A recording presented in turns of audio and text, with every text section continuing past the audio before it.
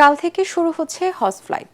শুক্রবার দিবাগত রাত 12:30টায় 419 জন যাত্রী নিয়ে ছেড়ে যাবে প্রথম ফ্লাইটটি। এই কার্যক্রমের উদ্বোধন করবেন প্রধানমন্ত্রী তারেক রহমান।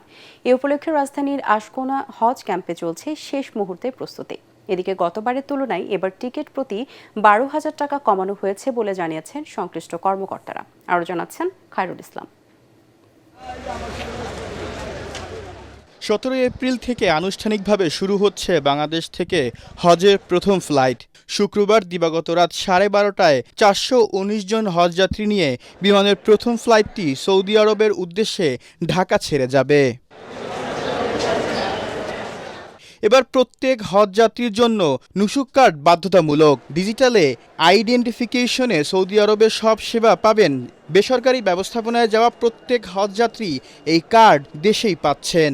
তবে সরকারি ব্যবস্থাপনার যাত্রীরা নুসুক কার্ড নেবেন হোটেলের লবিতে গিয়ে। সবার জন্যই আমি দোয়া করি কি আল্লাহ যেন সবাইকে যাওয়ার তৌফিক দাও। আল্লাহ আমাদেরকে হেফাজত করুক, আমরা যেন সুষ্ঠুভাবে নির্বিঘ্নে আমাদের হজ করে আসতে পারে। প্রত্যেক বছর টিকিট পেতে বিলম্ব হতো, তাই এবছর সরকার এমন সুন্দর একটা ব্যবস্থা করছে যে সকল হজ গাইডদের কাছে গ্রুপ ভিত্তিক তাদের পাসপোর্ট, ভিসা, তারপর টোকেন সব কিছু বুঝিয়ে দিয়েছে। হজে যেতে পেরে খুবই আনন্দিত এবং আল্লাহর কাছে খুব শুকরিয়া আদায় করছি। অতিরিক্ত টিকিট ভাড়াটা থেকে বেঁচেছি, এর জন্য খুব ভালো লাগছে।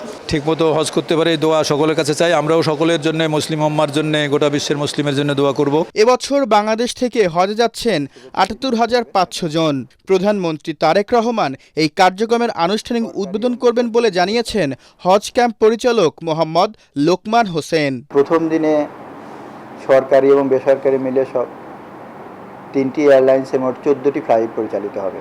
মাননীয় প্রধানমন্ত্রী হজযাত্রীদের সাথে শুভেচ্ছা বিনিময় করবেন এবং এটি আনুষ্ঠানিকভাবে উদ্বোধন হবে। প্রথম হজ ফ্লাইট যেটি 419 জন হজযাত্রী নিয়ে ইনশাল্লাহ রওনা দেবে।